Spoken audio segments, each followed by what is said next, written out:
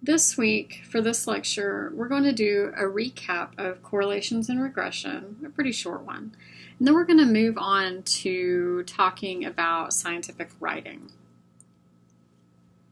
So after the last lesson, you might be asking yourself, what is the difference between a correlation and a regression? We ended the last lecture with the same image depicting what the difference between a correlation and a linear regression is. And so I just wanted to go back and recap this a little bit. If you'll recall, from a correlation analysis, we can only get an index that describes the linear relationship between two random variables. On the other hand, from a regression, we can predict or estimate the value of a response that is associated with a fixed value of the explanatory variable. Simply speaking, though, a regression explores the nature of the relationship between two continuous random variables. A correlation computes the value of the Pearson correlation coefficient, or little r, as you'll recall. Its value ranges from -1 to +1. On the other hand, a linear regression quantifies what we call the goodness of fit with r squared to the best fit linear line for the data. So in a nutshell, a linear regression quantification tells us how well the data fits to the best fit line, or how much of the variation within the data can be explained by the line. Let's look at another example to get a better understanding. From the example that's here, this is some data from a pediatrician that measured the pulmonary anatomical dead space in milliliters and height in centimeters of 15 children. The data are given in the table here, and the scatter plot with best fit line is shown here. As a reminder, in the scatter plot, each dot represents one child, and it is placed at the point corresponding to the measurement of height, which is the x or horizontal axis, and the dead space or the y point on the vertical axis. Remember, in RStudio, we can add a best fit line with the command AB line, and as we can see from this plot in best fit line, that there is a straight line that can appear to be able to adequately describe the general trend of the points. And we can say this because, in general, the points reside on or near this red line that we've created. So this plot shows us that the dependent variable, or dead volume, or the y point, can be examined in relation to the increasing series for the independent variable, or height, or the x-axis variable. So now we want to calculate the correlation coefficient to describe the relationship between the independent and dependent variables. Using RStudio, I have calculated Pearson's correlation coefficient. Here is the RStudio command for that. The Pearson's correlation coefficient is calculated to be 0.8463124. A correlation coefficient of 0.846 indicates a strong positive correlation between size of pulmonary anatomical dead space and height in children.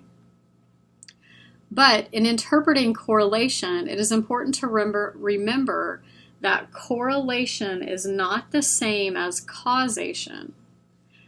There may or may not be a causative connection between the two correlated variables. Moreover, if there is a connection, it may be indirect. To test whether the association is merely apparent and might have arisen by chance, we use the T statistic, or described as T, associated with Pearson's correlation analysis. Looking at our RStudio calculations, our test statistic was calculated to be 5.7284, at degrees of freedom 13, giving a p-value of less than, I'm just going to round this to less than 0.001. This means that the correlation coefficient may be regarded as highly significant. Thus, as could be seen immediately from the scatter plot, we have a strong correlation between lung dead space and height, which is most unlikely to have arisen by chance. As a reminder, the assumptions governing this test are that both variables are plausibly normally distributed, that there is a linear relationship between them, and that the null hypothesis is that there is no association between them. It is worth recalling that a significant result tells us little about the strength of the relationship. From the formula, it should be clear that even with a very weak relationship, say an R equals 0.1, we would get a significant result with a large enough sample size, say an N over 1,000. In this case, we're able to conclude that a strong correlation exists between lung dead space and child height. Correlation describes the strength of an association between variables and is completely symmetrical. The correlation between A and B is the same as the correlation between B and A. However, if the two variables are related, it means that when one changes by a certain amount, the other changes on an average by a certain amount. For instance, in the children described on the previous slide, greater height is associated on average with greater anatomical dead space. If y represents the dependent variable and x the independent variable, this relationship is described as the regression of y on x. The relationship can be represented by a simple equation called the regression equation. In this context, regression, the term, is a historical anomaly. Simply means that the average value of y is a function of x. That is, it changes with x.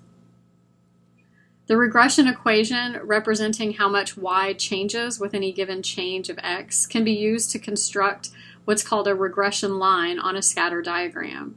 And in the simplest case, this is assumed to be a straight line. We've also referred to this as the best fit line.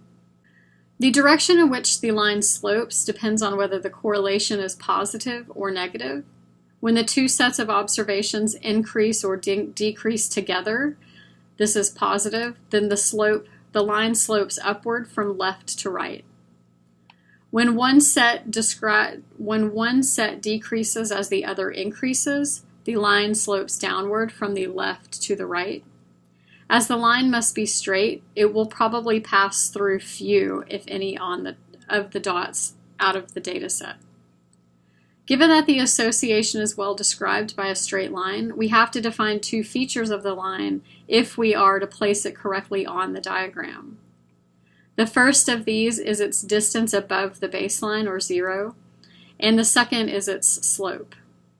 Hopefully you will recall that this line can be described quite simply as y equals mx plus b, where b is the y-intercept, or where it crosses the vertical axis, and m is the slope of the line. Again, we can calculate the simple regression using RStudio as shown here, and here is the output.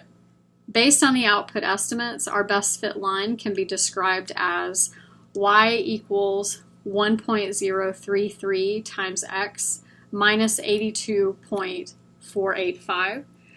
Hopefully you'll recall that we get this from the coefficients estimates that come from our linear regression model. The y-intercept is negative 82.485 here, and the slope is described by the coefficient of our height value here, which is 1.033. Again, our equation or best fit line can be described as y equals 1.033 times x minus 82.485. This means, on average, for every increase in height of 1 centimeter, the increase in anatomical dead space is 1.033 milliliters over the range of measurements made. We have already tested whether the slope, or m, is different from 0 using the Pearson's analysis in RStudio. With a t equal to 5.72 at degrees freedom 13, we reject the null hypothesis and can conclude that the slope does not equal 0. And here with our linear regression model, we've calculated our slope value to be 1.033. Note that the test of significance for the slope gives exactly the same p-value as the test of significance for the correlation coefficient. So that's referring to this p-value here as well as this p-value here. Although the two tests are derived differently, they are algebraically equivalent, which makes intuitive sense if you think about how these two tests work together. Regression lines give us useful information about the data they are collected from. They show how one variable changes on average with another, and they can be used to find out what one variable is likely to be when we know the other, provided that we ask this question within the limits of our scatter diagram or our overall previously measured points. To project the line at either end of that, or to extrapolate as it's called, is always risky because the relationship between x and y may change at some kind of cutoff point, or some kind of cutoff point may exist within the correlation or relationship between the two variables.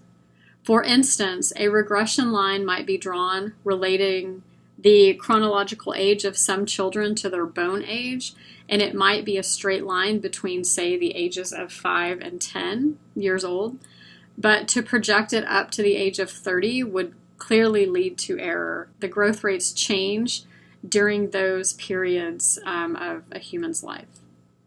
Computer packages will often produce the intercept from a regression equation with no warning that it may be totally meaningless. Consider a regression of blood pressure against age in middle-aged men. The regression coefficient is often positive, indicating that blood pressure increases with age. The intercept is often close to 0, but it would be wrong to conclude or assume that this is a reliable estimate of blood pressure in newly born male infants, meaning that they would have a blood pressure near 0. It is a common error to confuse correlation and causation. All that correlation shows is that the two variables are associated. There may be a third variable, a confounding variable that is related to both of them. For example, monthly deaths by drowning and monthly sales of ice cream are positively correlated, but no one would say that the relationship was causal, or at least I hope they wouldn't. So that was our recap of correlation and regression. I hope that you have a better understanding. And as always, if you ever have a question, you can always email me. It doesn't have to be within my office hours. I am happy to answer questions you have related to the material at any time. So now we're going to move on to the last section of the course. For this particular course, the last 2 weeks are dedicated to scientific style of writing and critical evaluation of scientific writing. And at this juncture, we have 2 more assignments and 1 quiz, plus the final exam left to do. So what we're going to do is have your next 2 assignments, the one for this week and the one for next week, are both going to be on science writing and are going to be directed around abstracts. So you're going to learn how to write an abstract and then work on as well as work on critically evaluate abstracts. And so we're going to talk right now about what is an abstract and how do you write one. So by now in this course, you should have a good idea of how science works, so to speak. We have covered some basic information about what science is, how we tell fact from opinion, how we know science from pseudoscience, how to categorize data, and now how to analyze some sets of data. Now we're going to put this all together. We're going to work on communicating science in a written format. We're going to focus on writing an abstract. So the question is, what is an abstract? You have likely seen and or read an abstract before if you have read a primary research article before, and I'm fairly certain you have. So primary research articles, those are pieces of scientific literature that we discussed earlier in the semester that are peer-reviewed, meaning that they are critically evaluated by scientist peers, so that that means that this body of primary research articles that's out there online, mostly free, has been critically evaluated. It's not just someone's opinion. It's been scrutinized and edited and revised prior to being published in journals. And an abstract is a vital part of communicating science through this format, so through the scientific literature, but also other formats that we'll talk about in a little bit. It's a vital part of communicating science because it is usually the primary piece of work found within online searches. The abstract is almost always freely available, so even if you don't have access to the full text of an article, you almost always have access to the abstract. The abstract, therefore, should be concise and informative, and it should include the objectives, the background, the methods used, results, and conclusions of the work that are described in the full text or full body of the scientific literature piece. We're going to go over each of these so that you will be prepared to write your own abstract. So I have an example here with the title of Metabolic Profile Analysis of Zebrafish Embryos. And I just want to direct your attention to, if you were to go to PubMed, which is a database online that is a repository for scientific literature that is predominantly related to biomedical interest, as it's funded partly through the National Institutes of Health. This is what you will see as once you click on the title of the article, once you've done your search.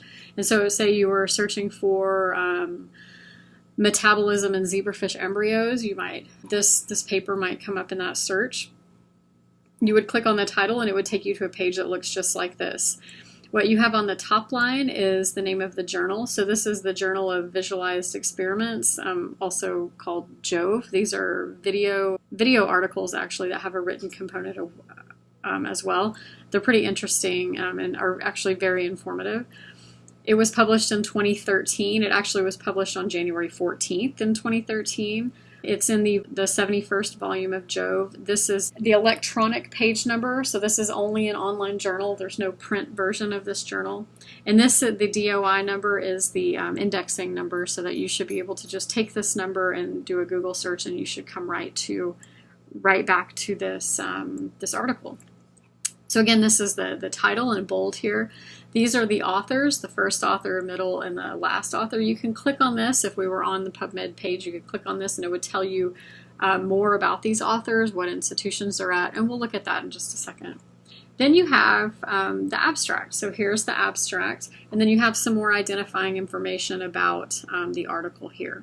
So we're going to come back and we're going to talk about what makes up this component right here, what makes an abstract and what makes a good abstract. So the abstract is a condensed and concentrated version of the full text of the research manuscript.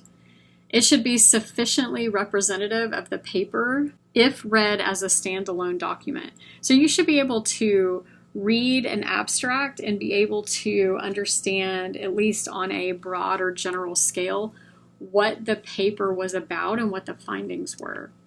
The abstract should be as detailed as possible within the word limits set by the journal where it is to be published. This requires good, precise writing skills and communication skills in general, as well as a fine judgment about what information is necessary and what is not. The abstract should contain as much information as possible on the analyses related to the primary and secondary outcome measures.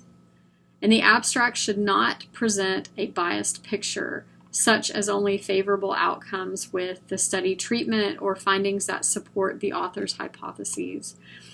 Important non-significant and adverse findings should also receive mention, as they are just as important as positive findings. Thus, to the extent possible, the reader should be able to independently evaluate the author's conclusion. Most journals require abstracts to conform to a formal structure within a word count of somewhere between 200 and 250 words. Sometimes up to 300 or 400 can be part of that formal structure, depending on what the abstract will be used for. But in general, abstracts are generally between 200 and 250 words. The usual sections defined in a structured abstract are the background, methods, results, and conclusions. Other headings with similar meanings may be used, like introduction in place of background or findings in place of results. Some journals include additional sections such as objectives, and these are usually found somewhere between the background and methods, and limitations or application at the end of the abstract.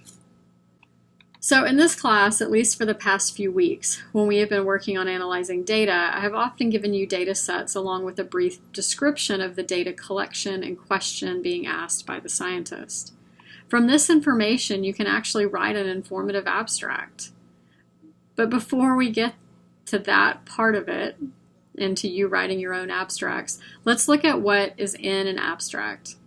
But actually, before we even get to that, we need to know what the title and the authors are as well, because that's important. And part of, you can't have a standalone abstract. You have to have a full citation of what the material is that the abstract belongs to. So you need a title and authors, at least. So we need a descriptive and informative title. A title needs to be really no more than 10 to 12 words that describe what was investigated and how. Sometimes you often see titles that are much longer than that, and you probably don't read the whole thing because it's a little bit too much. You want a short, informative, descriptive, concise title. The authors and affiliations are also included. These are the people who were involved in the design of the project, the execution of the work, the analysis, and the interpretation of the data. And in addition, they're the ones that contributed to the actual writing of the manuscript or document that they are getting authorship on. So if we go here, here's a different, same topic, so bioenergetic profiling of zebrafish embryonic development. Here are the list of authors, and here are their affiliations. So this is a fairly short, there's only 1, 2, 3, 4, 5, 6 words, so fairly brief descriptive title here. And here you have your list of authors. Did you know that the order in which they appear listed is important and informative? So the most involved author is the one that's listed first. So Krista Stackley was the one that contributed the most to this work, and we call this person the first author of this manuscript. The most senior person is usually listed last, Shireen Chan, shown here. And this little asterisk means that this person is what is called the corresponding author. So if you had a question about something in this, you would contact this person. So even though the first author is the one who presumably was the one that was the most involved, this person is likely a student or an employee or something like that that works with or for this person here. So the last author is usually the most senior person, but it is almost always the one who has, quote unquote, foot the bill for the work that was done within this project. So this is the person who funded the work generally through a grant that they have, not personally. We do not personally pay for the research that we do in general. And the people that are listed in the middle, these are co-authors that contributed to the work, but not as much as Krista, and didn't have, aren't the most senior or the funding person for the project. The affiliations of the individual authors are also noted, as shown here. So all of these authors are all at the Medical University of South Carolina in Charleston in the Department of Pharmacological and Biomedical Sciences. If they weren't all at the same place, there would be like a little number here that would correspond to that person's affiliation. And the affiliations are listed so that you can tell where the research was conducted. In addition, there will be information about where the funding came from for the work that was conducted. In this example, the work described in this manuscript was funded through several different mechanisms. Funded, and they're all listed here under funding. And see, the Chan Lab is supported by grant funding from the National Institutes of Health, from startup funds provided by the Medical University of South Carolina. And it also has a disclaimer that the funding agencies had no role in designing the study, collecting the data, or analysis. And this gets us to competing interests, because competing interests are also called conflicts of interest, and that's why you have that disclaimer about the funding agencies. So there should always be some sort of statement of conflicting or competing interest, as you see here. And why do you think that that's important? Think about it for just a second. It's important because, it's important to disclose any conflicts of interest between the scientist and funding source or related entities so that there is transparency in the data and the results as well as in the interpretation. Let's say, for instance, that a scientist was on the board of directors for a pharma company, was researching the effects of a certain drug that pharma company makes.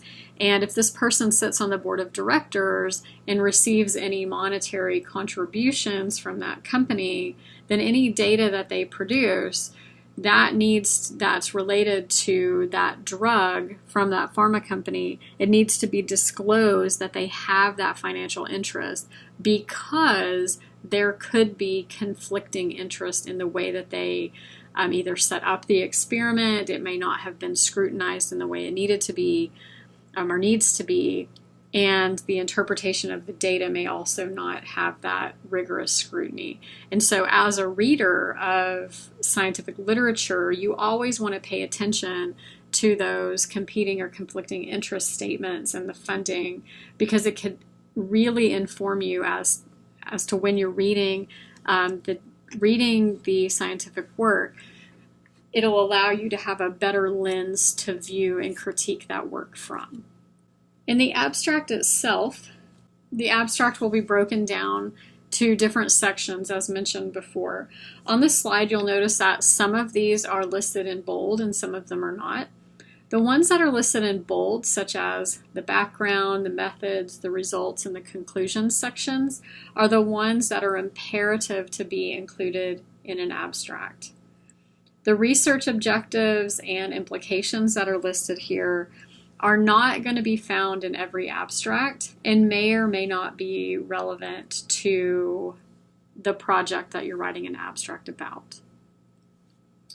So the introduction or background should only include background that is relevant to why the study was conducted.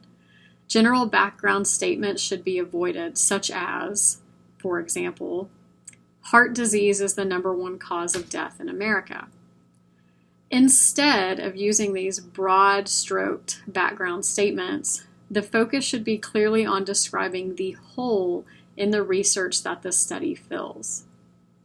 In all honesty, most people that would be reading scientific literature that has anything to do with heart disease would know that it's the #1 cause of death in America.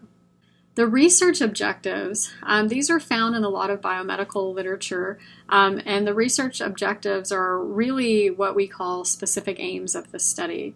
This section may also include the hypotheses that are going to be tested, and sometimes this information is actually included at the very end of the introduction and background. So they're kind of seen as being similar sections of the abstract.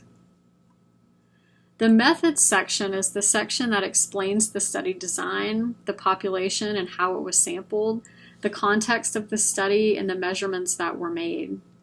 Different types of experiments will require different types of information to be included within the methods section. The results section, this is where what was found is presented. So there is a temptation to include everything in this section. It is generally better to present only relevant data, including the primary outcome, even if it's negative, the key secondary outcomes, as well as any significant adverse effects or events that were observed as well or detected. Relevant statistics such as odds ratios, confidence intervals, and p-values for key outcomes should always be included. Avoid discussing results that, quote, trend towards significance, end quote. When analyzing data, the results of your analysis are either significant or not significant. And so if you are writing and you say that treatment A increased some effect or outcome, then it is inherent in that statement that it was a significant increase, because we don't discuss or we shouldn't discuss trends towards significance. Sometimes a table or figure can be included in an abstract, although this is rare and should only be done if the data cannot be conveyed otherwise, and if the table or figure is legible when reduced in size, because an abstract is meant to not take up very much space.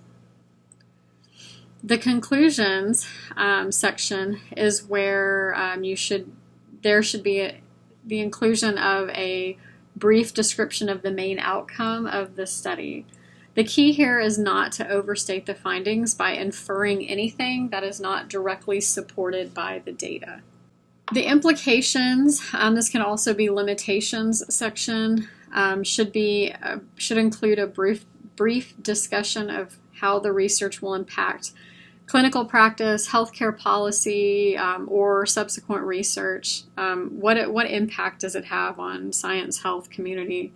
Again, you can talk about the limitations of the particular analysis as well, but the key here is to avoid overstating the results. So if we take a moment to go through each of the sections more individually to talk about what should and should not be included, we're going to start with the background section. This section should be the shortest part of the abstract and should very briefly outline the following information. 1. What is already known about the subject related to the paper in question. 2. What is not known about the subject and hence what the study intended to examine, or what the paper seeks to present. In most cases, the background can be framed in just 2 to 3 sentences, with each sentence describing a different aspect of the information, answering the questions here. What is already known and what is not known about the subject. And even a single sentence may suffice sometimes. The purpose of the background, as the word itself indicates, is to provide the reader with a background to the study, and hence to smoothly lead into a description of the methods employed in the investigation. Some authors publish papers with abstracts that contain a lengthy background section. There are some situations, perhaps, where this may be justified. In most cases, however, a longer background section means that less space remains for the presentation of the results.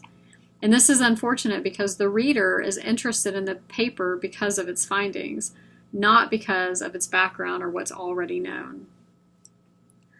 Some examples of acceptably composed backgrounds are provided here as examples. The first one, the putative hypnotic benefits of melatonin have not been examined in patients with insomnia arising from medical causes. That's a very brief yet descriptive background. It tells us what is already known, but predominantly actually tells us what is not known.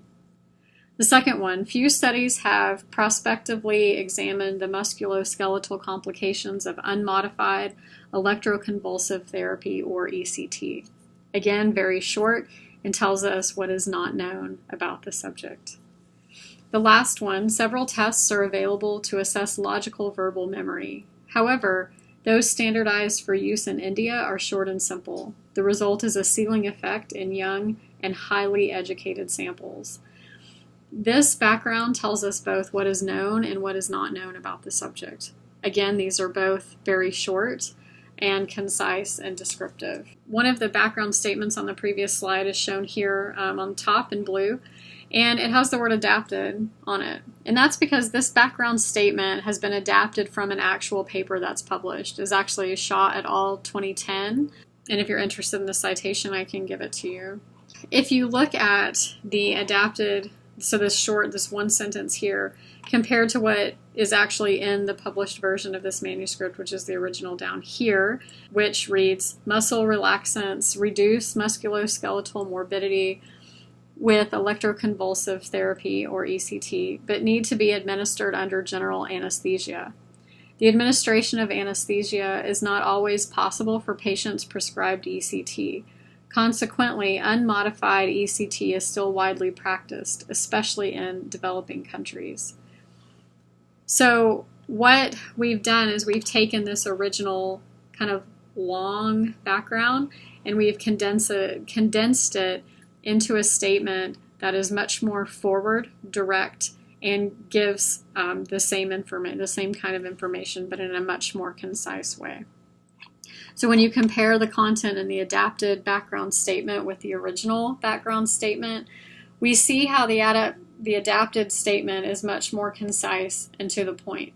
One could argue that this possibly improves on the original. Note that in the interest of brevity, unnecessary content is avoided and was removed in the adaptation. The next section is the methods section, which is usually the second longest section in the abstract.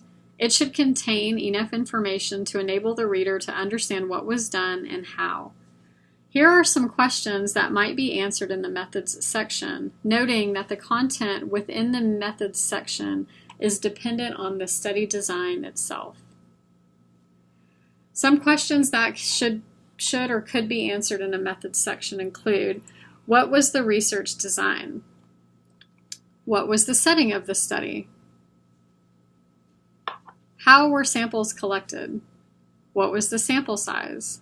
What treatments and dosages were used? What was the duration of the study, or how long did it last? Or how long were the treatments administered? On what type of research instruments were measurements made? What was the primary outcome measure, and how was it defined?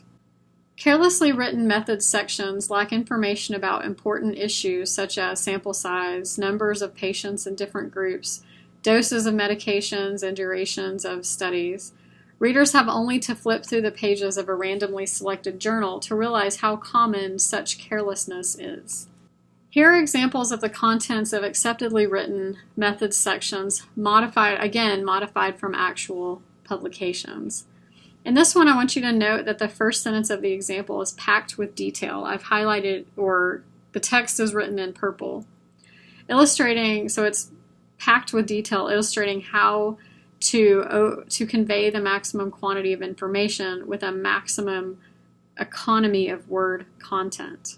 So this is the adapted version. Consecutive consenting male inpatients in moderately severe, uncomplicated alcohol withdrawal at screening were randomized to receive either lorazepam at 8 milligrams per day in a 50 or chlordiazepoxide 80 milligrams per day in an N50, with dosing down titrated to 0 in a fixed dose schedule across 8 treatment days. There's a lot of information in that sentence, and it tells you a lot about the methodology of this particular experiment.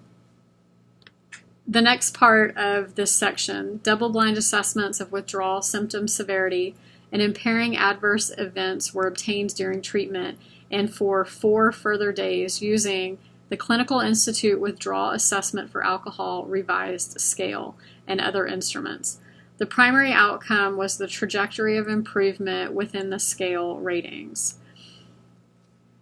So if we take that and compare it to what the original methods section looked like, which is down here in black at the bottom of this slide, you'll see that this is less wordy. There's less here, right? And we talked about before about brevity and economy of word use.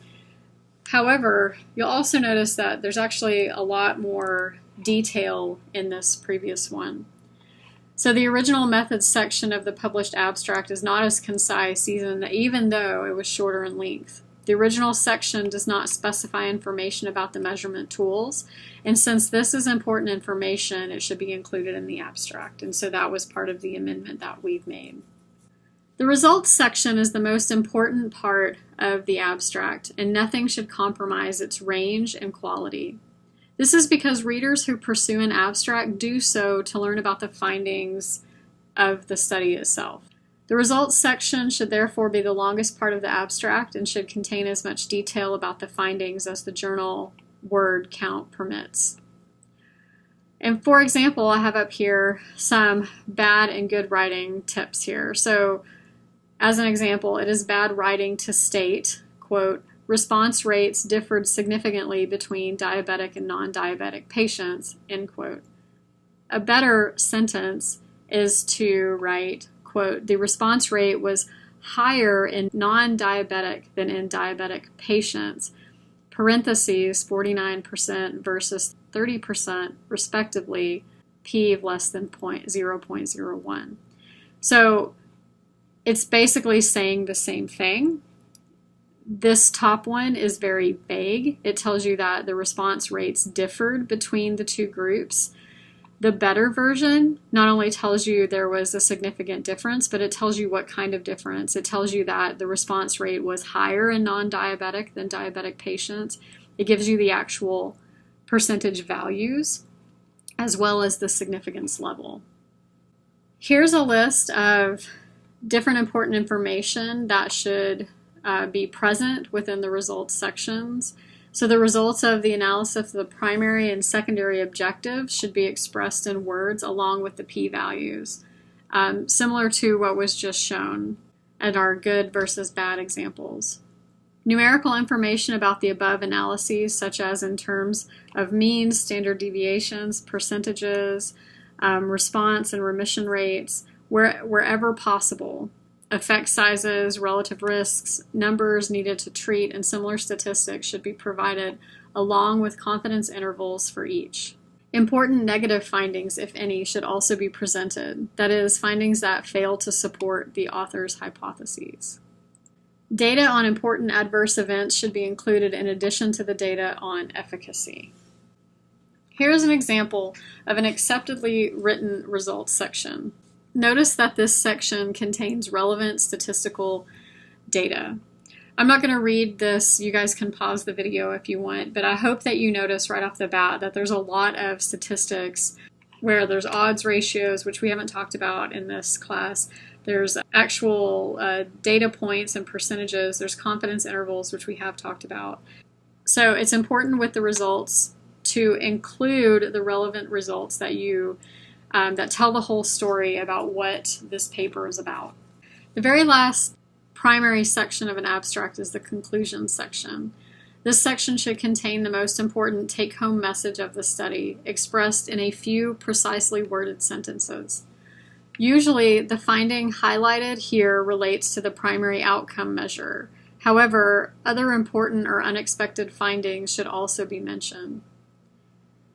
It is also customary but not essential for the authors to express an opinion about the theoretical or practical implications of the findings, or the importance of their findings to the field overall.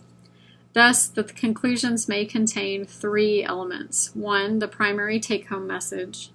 2, the additional finding of importance. And 3, an overall perspective.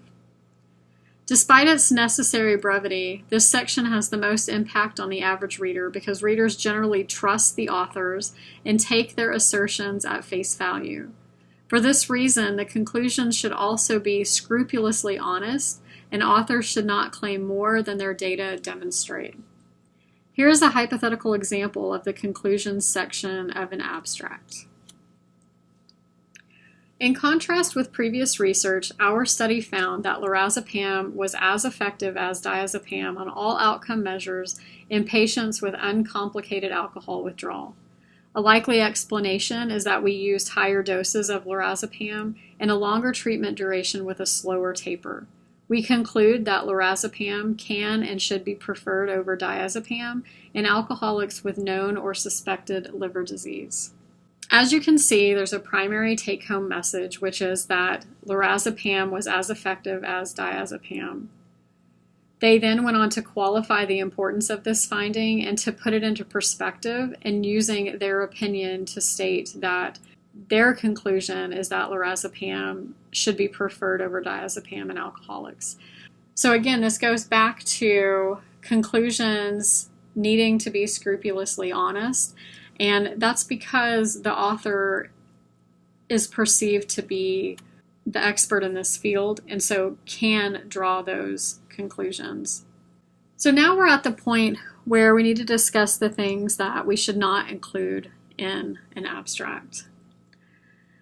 So things that we should leave out of an abstract include citations. You should not reference things in an abstract unless absolutely necessary, but there's really not many times when it's necessary. So do not include bibliographic references in an abstract. We should also not include details about the laboratory or other assessments conducted as part of a safety assessment. This is because such tests are routinely performed in clinical studies, unless there is a specific need to highlight these in the abstract, like it's part of the study.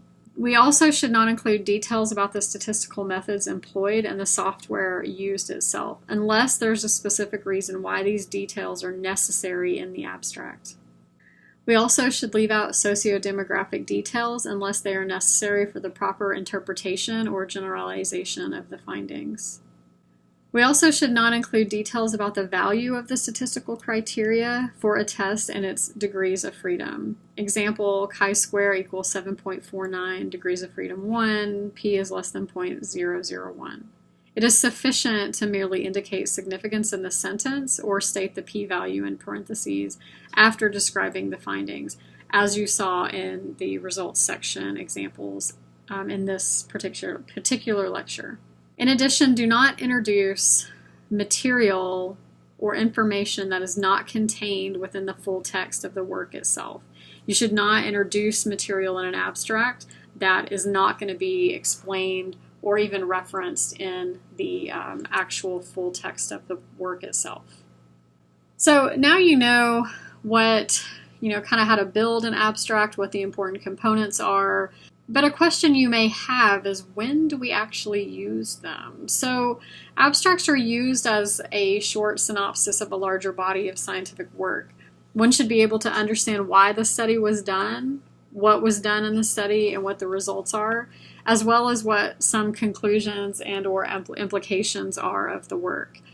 So this bigger question of when we use them, all journal articles, if they're peer-reviewed, will have an abstract. And as I mentioned before, when you're doing a literature search of the body of scientific literature, what you will generally have free access to 100% of the time, maybe 99% of the time, are the abstracts themselves. And so abstracts are very important when you submit an article to a journal, and it's because of that purpose. That is the one thing that everyone has access to, is the abstract. When you apply for a research grant, so I mentioned funding earlier, all scientists have to apply, kind of beg for money from government agencies. It's not really begging, it just feels like it sometimes, but we have to convince them that our research warrants money to do it, that it's important. And one of the components of a research grant proposal is an abstract, for the same reasons as we've discussed. It is the overall synopsis of that scientific work that you're proposing to do, and it should be very clear and concise. When you write a book proposal, same thing. You are asking a publishing company to take on your book proposal that you want to write. And so, again, you have to submit an abstract for that. When you complete either a PhD dissertation or a master's degree thesis, it also has an abstract associated with it that is a synopsis of the entire body of work. When you write a proposal for a conference paper, same thing, as well as when you write a proposal for a book chapter, the same thing as if you're submitting a peer-reviewed paper or a book proposal, you include an abstract. And again, abstracts are used as a shorter synopsis of a larger body of scientific work. And so it should be able to stand alone One should be able to read it and understand the importance of the science that was conducted, what was done, what the results are, and what the conclusions are. And at minimum, should, after they've read it, should be able to have some sort of educated understanding about the science that was being conveyed from that particular project.